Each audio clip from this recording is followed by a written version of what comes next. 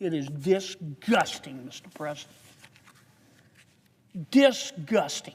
We're trying to put together a budget right now.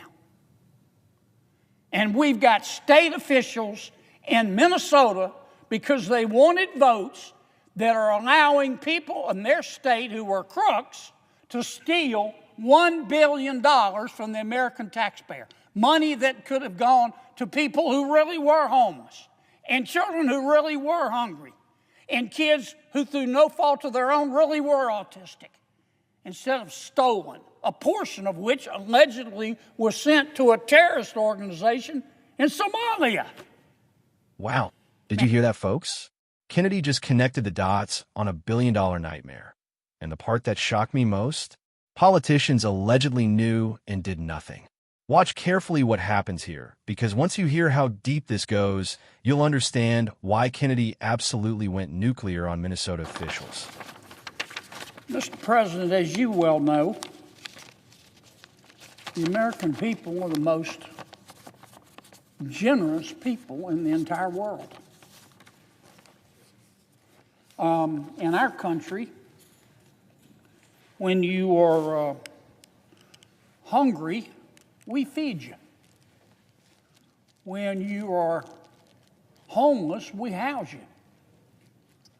When you're too poor to be sick, we'll pay for your doctor. We spend trillions of dollars a year helping our friends and neighbors who are less fortunate than we are. And that's rare in this world. I've been all over our wonderful world. You have too, Mr. President. And in many countries, if you get down on your luck, they'll let you die in a ditch. But not in America. Not in America. We take care of our fellow citizens. But it's expensive. We spend trillions of dollars a year to do this. And that money that we spend didn't just fall from heaven. We thank heaven for it, but it came out of taxpayers' pockets. And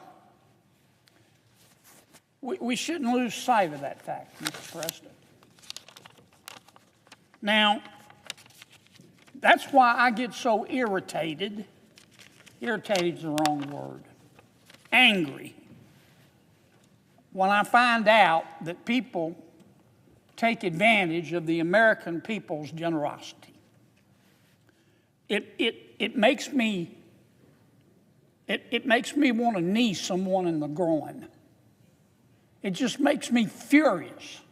And I think the American taxpayers feel the same way. What I'm about to tell you, Mr. President, let me apologize in advance, is deeply disgusting. It's deeply disgusting. I mean, it is clown world on steroids.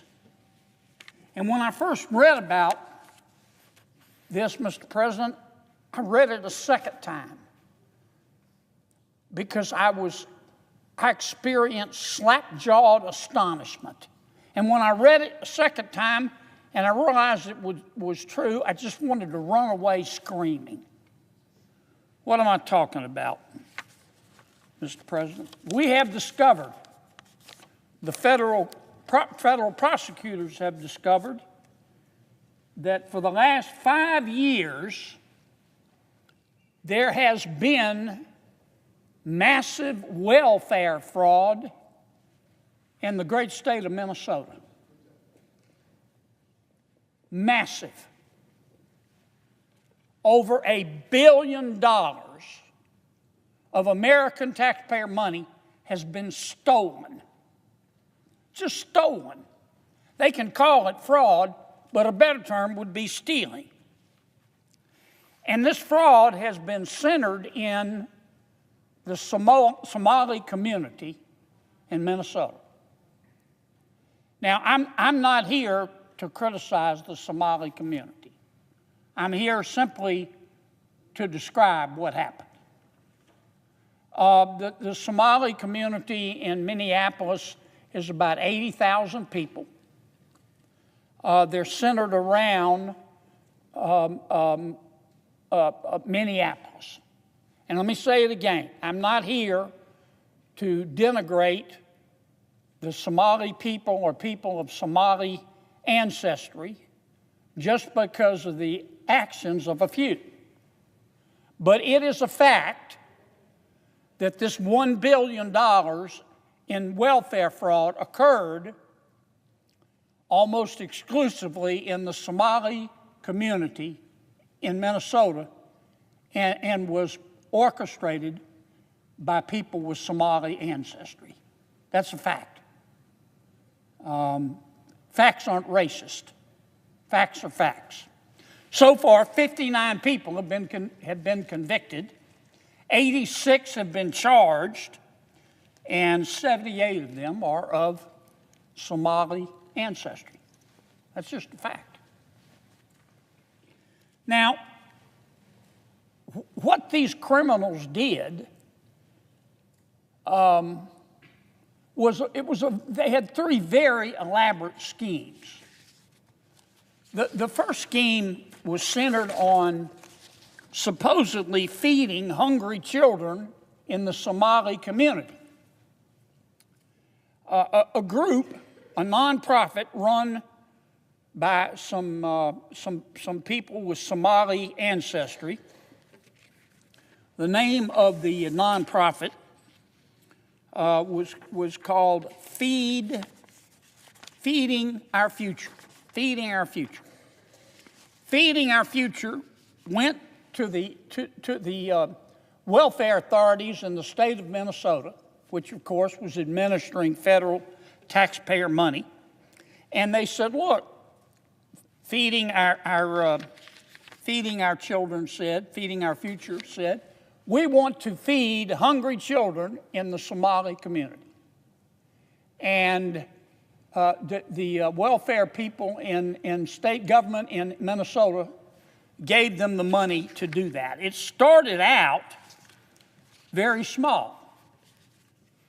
But the idea was that Feeding the Future, the Somali nonprofit organization, would take this federal taxpayer money, American taxpayer money, and go to businesses, most of which were Somali businesses, in the Somali community, and set up feeding sites where they supposedly would take children to get a hot meal.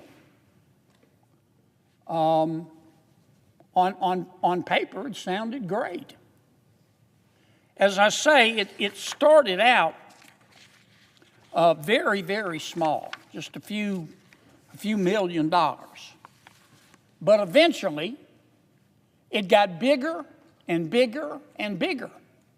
And more businesses in the Somali community signed up to be feeding sites. And Feeding Our Future, the Somali nonprofit, kept going back to the Social Services Department in Minnesota saying, "We need more money, we need more money." And at the height of the fraud, they were spending about $100 million a year. Not over the lifetime of the program, $100 million a year. There's just one problem. There were no hungry children. There were hungry children. They just weren't getting any of the money.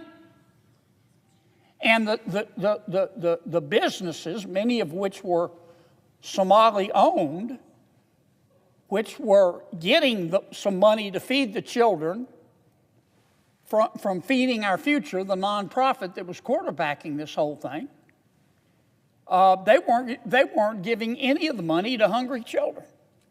They were spending it. These businesses were spending it on yachts and vacations and jewelry and furniture for their home. That was scheme number one. But it got worse. The second scheme was supposedly to help people who are homeless. Remember I said in America, when when you're homeless, we'll house you. Well, that's what they were trying to do in Minnesota. A nonprofit was set up, again run by someone of Somali ancestry, and this nonprofit went to a bunch of providers who supposedly were going to provide housing. And they told the welfare authorities in Minnesota that they needed millions of dollars to house people who were homeless. And once again, the program started out small. When they started it in 2020, these crooks started it in 2020, they said, we only need $2.6 million. But then in 2021, they said we need $21 million. And in the following years, they said we need $42 million the next year, then $74 million to feed, or rather to house the homeless, then $104 million a year. Not the total scheme, a year. There's just one problem. None of the money was going for housing. None of the money was going to help people who were homeless. These providers and this nonprofit that was coordinating it just put the money in their pocket. But there's more. They came up with a third scheme. This one makes you want to throw up in a potted plant. This one's centered around autistic children.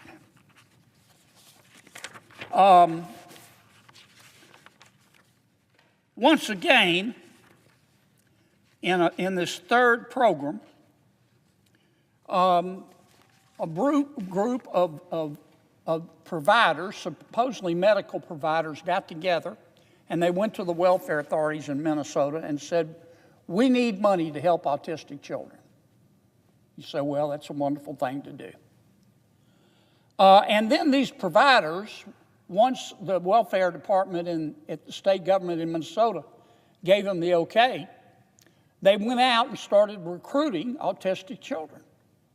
You say, well, okay, we have to get the word out somehow. But they couldn't find very many autistic children. So they started going to parents in the Somali community and saying, can we call your child autistic? Can we certify that your child is autistic? If you'll let us do that, we'll pay you a bribe. Anywhere from $400 to $1,500 a child. Now, once again, the program, it didn't start big. These were sophisticated crooks. And its leader was a woman by the name of Asha Farban Hassan. She was also in, by the way, on the feeding of the children scam as well. And as best we can tell, they approached parents only in the Somali community. But once again, they couldn't find enough autistic children, so they bribed many parents in the community, gave them money to certify that their children were autistic. In the first year, they were clever. They only asked for $3 million. The second year, in 2019, they asked for $54 million. Then in 2020, they went up to $77 million. And then in 2021, they really got greedy. They went to $183 million. And in 22, $280 million. And in 2023, $400 million. All total, in these three fraud schemes, these crooks stole $1 billion of taxpayer money. Here's I started to say worst part, but let me amend it. equally bad part. You say, well, hello, how could this happen? Why didn't the people in the Department of Social Services and the Welfare Department in state government, when they saw these claims arising, why didn't they say something? Didn't they go out and check these businesses that were supposedly sites to feed homeless children? Didn't they go talk to some of the children and their parents to see if some of the children really were autistic? Didn't the state authorities go out and say, can you show us one of the homes that you're providing to the homeless people? After all, we're spending $1 billion. They didn't, because the politicians wouldn't let them. And the crooks who were setting all this up, they're pretty smart. I'll give you one example. Remember I talked about the nonprofit involved in feeding the so-called hungry children, called Feeding the Future. The rank and file employees in the welfare office started getting suspicious when the claims went up, and they contacted Feeding Our Future. And they said, hey, what's going on here? You know, we're going to start cutting off these claims because it's getting a little bit expensive. And you know what Feeding Our Future did? They threatened the employees. They said, if you cut off our money, they sent them an email, and they did it by phone. They told the state agency that failing to promptly approve new applicants from minority-owned businesses would result in a lawsuit, feeding accusations of racism that would be sprawled across the news. Feeding Our Futures went to the state and said, if you stop giving us this money, we're going to call you racist and we're going to sue you. And you don't want to be in the news. Now, here's what, and you say, well, why didn't the employees do something? They did. They told the people higher up, the people with the flags in their office. And you know what they did? Nothing. Right from the start, Kennedy's tone told me this wasn't going to be a normal speech, and I was right.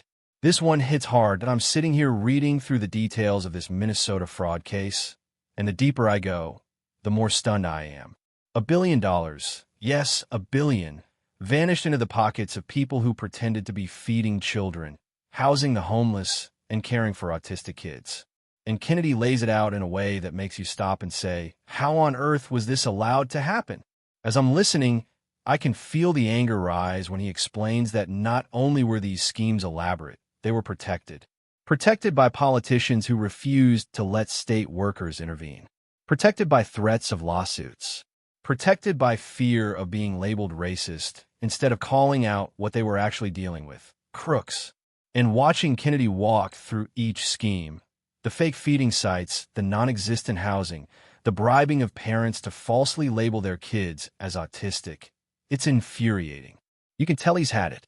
He literally says these people ought to be put in jail, including the politicians who enabled this. And honestly, he's not wrong. What gets me the most is how many warnings were ignored. State employees try to raise the alarm.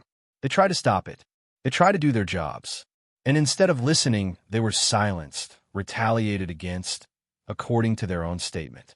Then you have allegations that some of this stolen money may have even been sent to Al-Shabaab. Think about that for a second.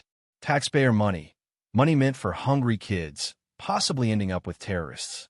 Whether that part ends up confirmed or not, the fact that it's even a question shows how deep the rot is. At the end, Kennedy shifts into why Americans are struggling right now, tying inflation and cost of living pressures into why this kind of theft is even more unacceptable. Moms and dads can't sleep at night worrying about bills.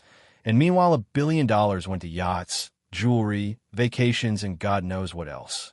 And the politicians who could have stopped it just didn't. If stories like this matter to you, if you want real accountability, make sure you subscribe, share this video, and let me know your take in the comments. I want to hear from you.